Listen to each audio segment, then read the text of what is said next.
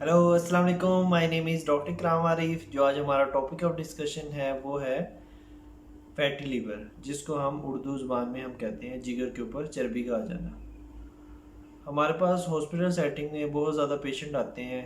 ज़्यादातर लोग ये होते हैं कि किसी और मसले के लिए आपके अल्ट्रासाउंड करवाने आए होते हैं, तो हमारे पास आ जाते हैं कि हमारे जो अल्ट्रासाउंड है उसके ऊपर जिगर में चर्बी आ गई है। तो उसमें वो जो पेशेंट होते हैं बहुत ज़्यादा परेशान होते हैं। तो ये वीडियो बनाने का मकसद ये है कि लोगों के अंदर जो फैटी लीवर है उसके बारे में अवेयरनेस पैदा करना है, उसका इलाज क्या है, उनकी वजूहत क्या होती हैं, वो सब वन बाय वन मैं आपसे डिस्कस करूँगा। जो फैटी लीवर है इसकी दो टाइप्स होती हैं, एक होती है अल्कोहलिक फैटी लीवर डिजीज़ होती है, एक होती है non alcoholic fatty liver disease.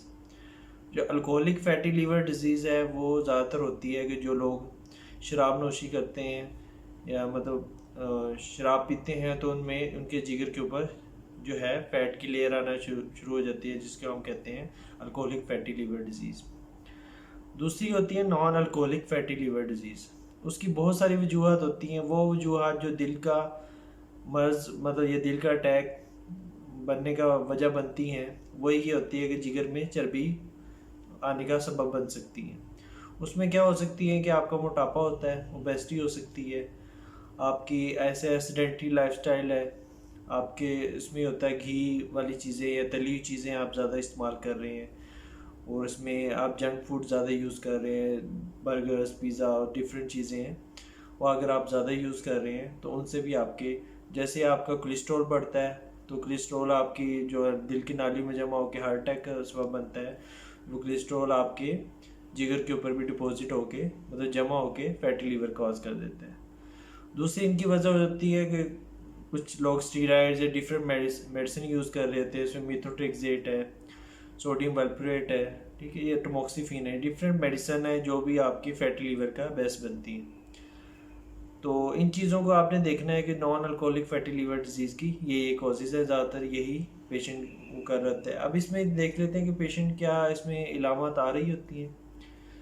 जब फैटी लीवर की शुरू की स्टेज होती है तो इसमें ज़्यादातर कोई इलामत नहीं आती, पेशेंट को महसूस भी नहीं हो रहा, तो कोई इलामत नहीं आ रही थी।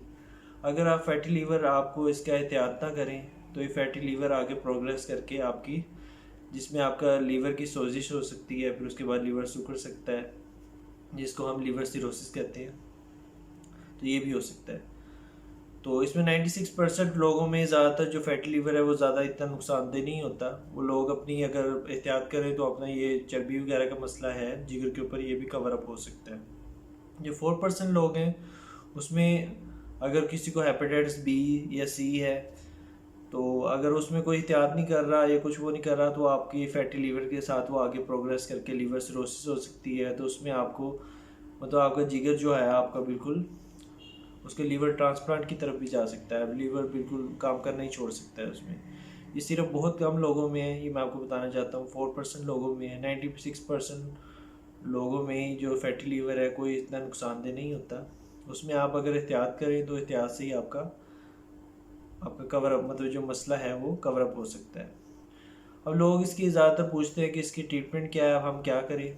तो इसमें ये बताना चाहता हूँ कि ज़्यादातर जो लोग हैं, मैंने आपको बताया कि नॉन जो अल्कोहलिक फैटी लिवर डिजीज़ है उसमें यह है कि अगर अल्कोहल पी रहे हैं तो अल्कोहल पीना छोड़ दें।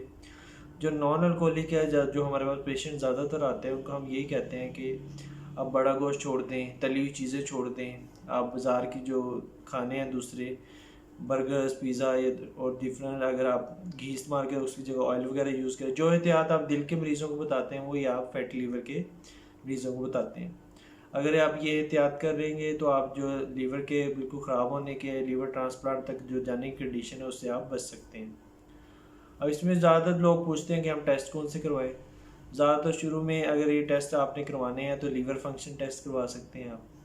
दूसरा है कि आप अल्ट्रासाउंड करवा सकते हैं। अगर अल्ट्रासाउंड के ऊपर फैटी लीवर आ रहा है और आपका प्रोग्रेस ज़्यादा ही कर रहा है, आपको सिम्टम आना शुरू हो गई है या आपके पेट में पानी पड़ना शुरू हो गया है, आपको बहुत ज़्यादा इधर दर्द महसूस होती है, आपको खून की उल्टी आने लगी है, तो इसमें ये होता है कि आप उसके बाद आप उसकी मज़ीद टेस्ट करवाते हैं जिसमें सीटी स्कैन आ जाता है।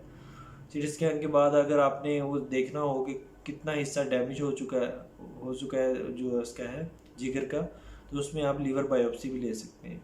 उससे मज़ीद आपको पता चल जाएगा। तो इसको सबसे पहले आपको यही बताना है कि एंड में तो कि जो फैटी लीवर है उसका सिर्फ एहतियात ही इलाज है, उसकी कोई मेडिकेशन नहीं है। आपको डिफरेंट हकीम या डिफरेंट डिस्पेंसर है वो आपको बताएंगे इसकी ये ट्रीटमेंट है। फैटी लीवर का सिर्फ एहतियात से ही इलाज है।